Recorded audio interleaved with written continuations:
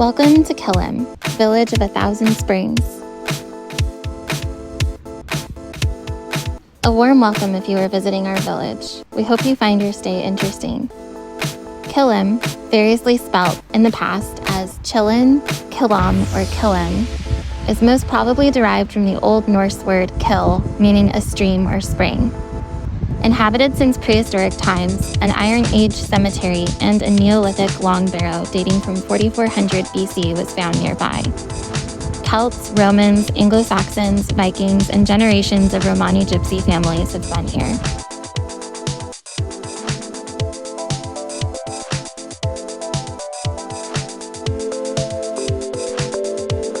The village is situated on an old Roman road, Woldgate, connecting York with the outpost and lookout at Flamborough, though some believe this Roman road was the route along which Irish gold was transported over the Pennines to the harbor in Bridlington.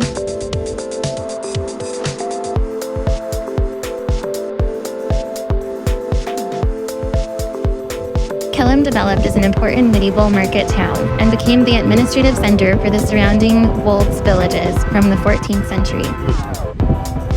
A Tuesday market and annual fair in August were granted in 1227, whilst in 1334 a grant was received for a Saturday market and 2 annual fairs. These markets and fairs made Kelham the most important center in the area for many generations. Both market and fairs survived into the 19th century, but both had ceased to exist by 1888.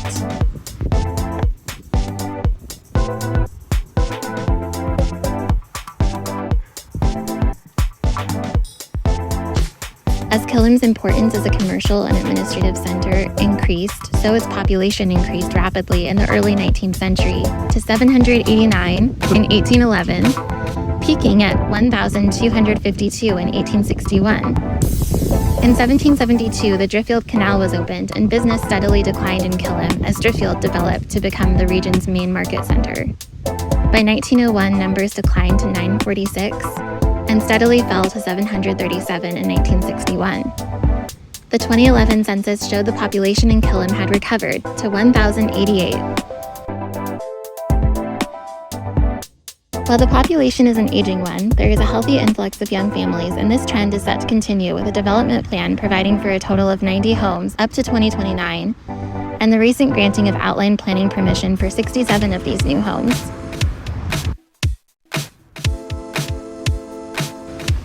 Amazing. Should I read these too? Yeah.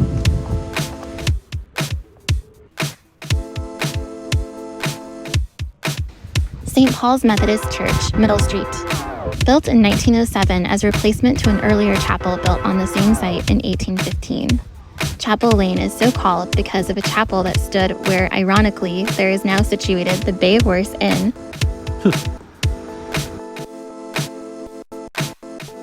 Orchard House, East Street. Once one of several village shops until it closed in the 1950s.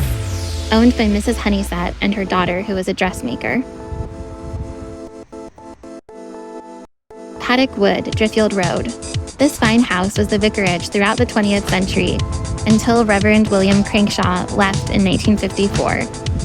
On a map dating 1870, an earlier vicarage is shown to be on North Back Lane behind the All Saints Church.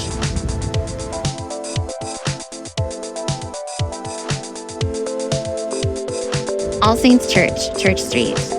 This fine Norman church has an ornately carved doorway and a commanding tower housing the village clock commemorating the Diamond Jubilee of Queen Victoria.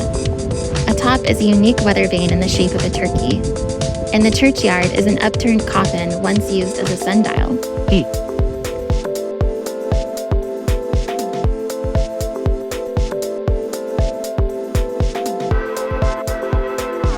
The Saddlers, Church Street, once owned by Harry Nelson, who worked here until 1966. He earned a respectable reputation by supplying the Yorkshire yeomanry.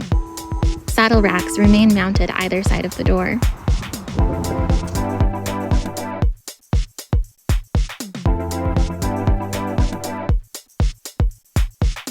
Village Pond, Spring Terrace.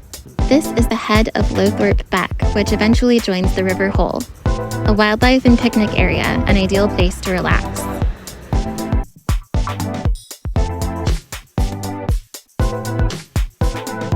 Hall Farm, East Street. Built in 1716, this farmhouse has the most grand facade but is only one room deep. Owned in 1729 by a member of the wealthy Thompson family. Its west wing was demolished in the 1960s, and there may have been a corresponding wing to the east.